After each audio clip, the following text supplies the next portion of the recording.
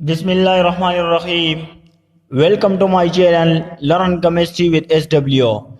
आज हम learn chemistry with SW के थ्रू आज हम सीखेंगे nature of bonding and properties में हम प्रॉपर्टीज ऑफ हाइड्रोजन बॉन्डिंग को आज हम पढ़ेंगे।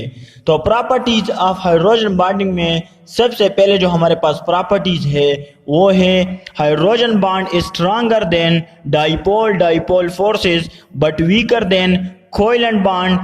It is about 20 times weaker than covalent bond and 10 times stronger than the dipole interaction. अब इस पॉइंट का मतलब क्या है, इसको हम थोड़ा सा समझते हैं। फॉर एग्जाम्पल ये कहता है कि हाइड्रोजन बॉन्ड हमारे पास स्ट्रॉन्गर होता है डाइपोल इंटरेक्शन से, लेकिन ये हमारे पास वीकर होता है किससे? कोवेलेंट बॉन्ड से। अब ये डाइपोल इंटरेक्शन से 10 टाइम स्ट्रॉन्गर होता है और ये 20 टाइम वीकर होता है देन कोवेलेंट बॉन्ड। यहाँ पर हम इसको थोड़ा सा एक्सप्लेन करते हैं। फॉर एग्जांपल ये हमारे पास डाइपोल इंटरेक्शन है, हमारे पास क्या है? HCl। क्लोरीन हमारे पास मोस्ट इलेक्ट्रोनेगेटिव एटम है, तो यहाँ पर नेगेटिव चार्ज आता है और यहाँ पर पॉजिटिव चार्ज आता है, क्योंकि क्लोरीन क्या करता है? इलेक्ट्रॉन डेंसिटी को अपनी तरफ खींचता है, तो इसी वजह से यहाँ पर नेगेटिव चार्ज आ जाता है और यहाँ पर हमारे पास पॉजिटिव चार्ज आ जाता है। अब जब दूसरा HCl मॉलिक्यूल आएगा तो वो अपने आप को इस तरह अरेंज करेगा कि उसका पॉजिटिव और इसका नेगेटिव एंड एक दूसरे के सामने आ जाए। वो किस तरह? फॉर एग्जांपल ये हमारे पास दूसरा HCl का मॉलिक्यूल है, यहाँ पर नेगेटिव चार्ज और यहाँ पर पॉजिटिव चार्ज, तो इस मॉलिक्यूल का नेगेटिव एंड और इस मॉलिक्यूल का पॉजिटिव एंड, यहाँ पर एक इंटरमॉलिक्यूलर फोर्स बनेगा, यहाँ पर एक इंटरमॉलिक्यूलर फोर्स डेवलप होगा, तो इसको हम क्या कहते हैं? इसको हम डाइपोल इंटरेक्शन कहते हैं। फॉर एग्जांपल अगर हम यहाँ पर तीसरा मॉलिक्यूल HCl का लगा ले तो उसको किस तरह अरेंज होगा कि उसका इस मॉलिक्यूल का नेगेटिव एंड और इस मॉलिक्यूल का पॉजिटिव एंड, यहाँ पर भी डाइपोल इंटरेक्शन डेवलप होगा। अब हम ड्रा करते हैं, ये हमारे पास क्या है? ये हमारे पास डाइपोल इंटरेक्शन है। सेकंड हमारे पास क्या है? हाइड्रोजन बॉन्डिंग है, हाइड्रोजन बॉन्डिंग। तो यहाँ पर हम एग्जांपल लेते हैं किसका? H2O का। यहाँ पर ये ऑक्सीजन है, ये हमारे पास हाइड्रोजन है, ये भी हमारे पास हाइड्रोजन है। ये हम फर्स्ट पॉइंट को अभी समझ रहे हैं। तो ऑक्सीजन की जो इलेक्ट्रोनेगेटिविटी है वो ज़्यादा है, तो ये इलेक्ट्रॉन को अपनी तरफ ज़्यादा अट्रैक्ट करेगा। यहाँ पर जो शेयर पेयर इलेक्ट्रॉन है ये इसको अपनी तरफ ज़्यादा अट्रैक्ट करेगा, तो यहाँ पर नेगेटिव चार्ज और यहाँ पर पॉजिटिव चार्ज और यहाँ पर भी पॉजिटिव चार्ज। अब जब दूसरा H2O का मॉलिक्यूल आएगा वो अपने आप को इस तरह अरेंज करेगा कि इस मॉलिक्यूल का नेगेटिव एंड और दूसरे मॉलिक्यूल का पॉजिटिव एंड, इसी तरह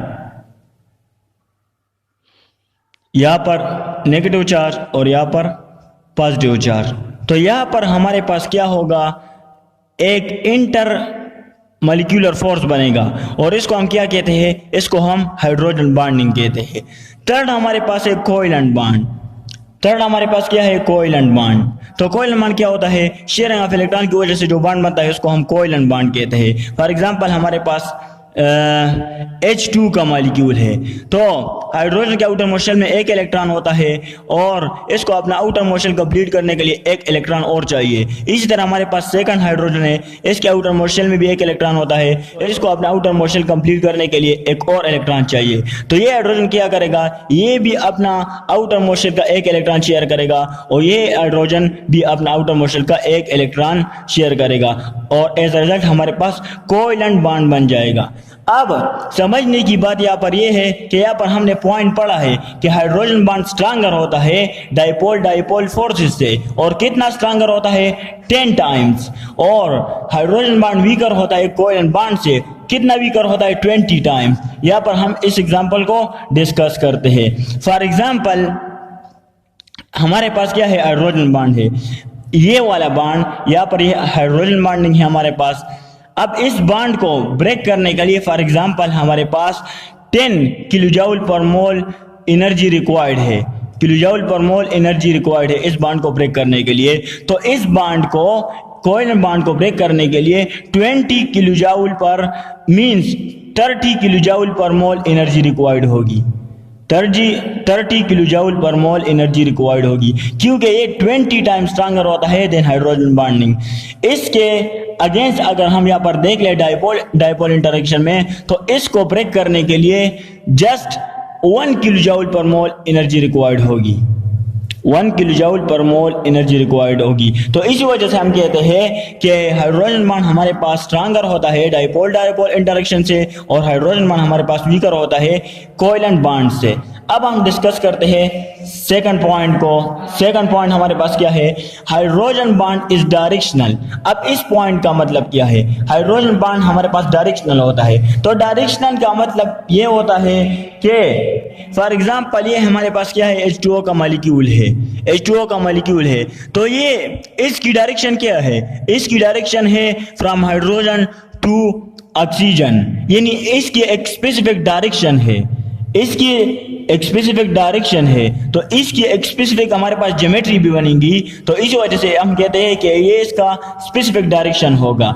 for example on the other and अगर हम देखें, अगर हमारे पास सोडियम है, अगर हमारे पास सोडियम है और यहाँ पर हमारे पास क्लोरीन है, यहाँ पर भी हमारे पास सोडियम है और यहाँ पर हमारे पास क्या है?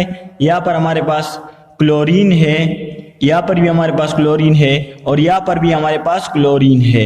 यहाँ पर हमारे पास सोडियम है, यहाँ पर हमारे पास सोडियम है और यहाँ पर भी हमारे पास सोडियम है। तो यहाँ पर पॉजिटिव चार्ज, यहाँ पर पॉजिटिव चार्ज, यहाँ पर नेगेटिव चार्ज, यहाँ पर नेगेटिव चार्ज और यहाँ पर नेगेटिव चार्ज। तो अब इस सोडियम एटम को ये क्लोरीन भी अट्रैक्ट करता है, ये क्लोरीन भी अट्रैक्ट करता है, ये क्लोरीन भी अट्रैक्ट करता है, तो हर तरफ से अट्रैक्शन है।